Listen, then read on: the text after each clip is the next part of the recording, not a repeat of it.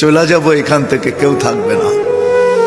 যিনি থাকার উনিই যখন থাকেন নাই, কারো কাছে মালাকুল মউত অনুমতি নিয়ে আসে নাই, আসবে না।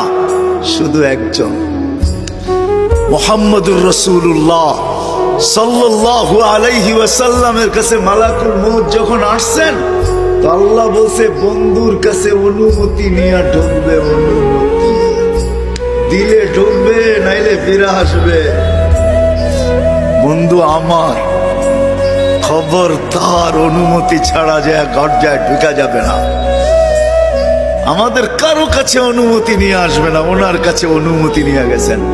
তারপরও বলছে শোনো, ঢুকার অনুমতি দিলেই কিন্তু হাত রাইখা দিবা না, আবার অনুমতি নিবা, রাখবা কি রাখবা না। বন্ধু যদি হ্যাঁ বলে তো রাইখো, যদি না বলে তো চলে আইসো। না বন্ধু আমার। কার বন্ধু? হ্যাঁ, কার বন্ধু? হাবিবুল্লাহ।